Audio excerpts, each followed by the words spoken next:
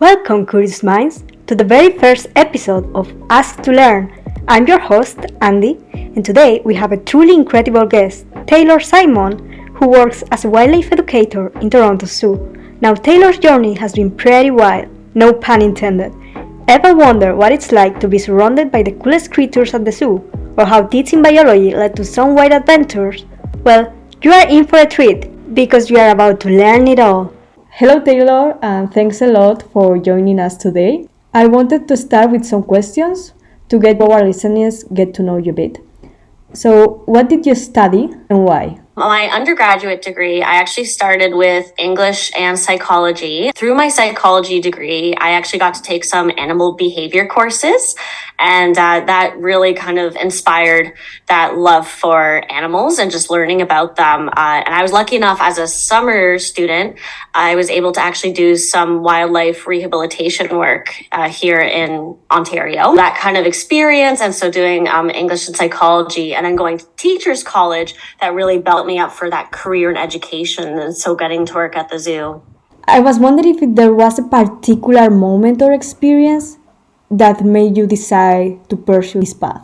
I've always loved nature and animals, and I've loved working with children. So I used to do wildlife education through a native species rehabilitation center here in Ontario. I think that experience really inspired me to pursue similar experiences, a job opening at the Toronto Zoo. I love the mission that they stand for, and so when I applied, I was lucky enough to get started there last year. What does your role as a wildlife educator involve? And what is the normal routine as a wildlife educator? So it involves a lot of different things because the Toronto Zoo is about doing a lot of educational programs for not only children, but for the community as a whole. A normal day, I would say, what it looks like is going to the zoo. We expect a certain school group to come, and we actually do curriculum-based programming dependent on the grade age of the children coming. What are your favorite things about your job, and what's the most challenging part? There's a couple of things I really love. I think the obvious answer is, of course, being around the animals.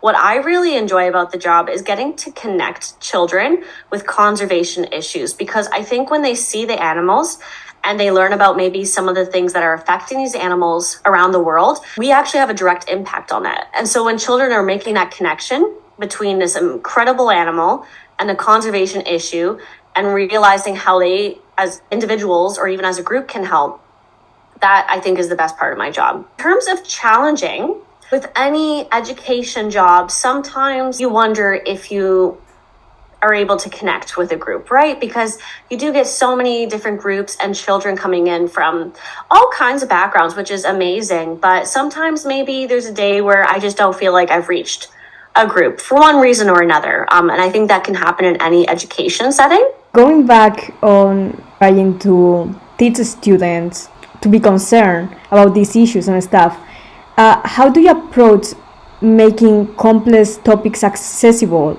and engaging for the different audience? When it comes to, for example, accessibility for different age groups, I think the way you engage them is dependent really on what the development level is. I don't want children to be scared and feel like everything is hopeless. So you kind of connect it through things that maybe are part of their everyday lives. So, do you pack your lunch? Do you use reusable containers? Do you use a reusable water bottle? That's amazing, right? You're using things in your everyday life that are preventing garbage from going into the environment. And I still do that with the older kids, but you can kind of bring a little bit more heavy things, more complicated ideas. For example, the palm oil crisis is something we're really talking about because we have Sumatran orangutans at the zoo. So we're talking a lot about palm oil and, what's sustainable palm oil? What can we do as consumers for that? The biggest thing for me is I think we really need to empower children as individuals and also as a group.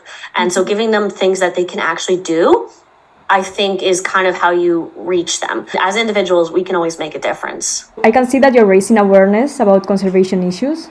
Do you have any specific initiatives or projects that you are particularly passionate about? There's so many different conservation initiatives, but I will point out one that I personally am really passionate about because it has to do with the animals that live in our province in Canada. So we have several native species of turtles here in Ontario. The zoo actually started this program called Adopt a Pond.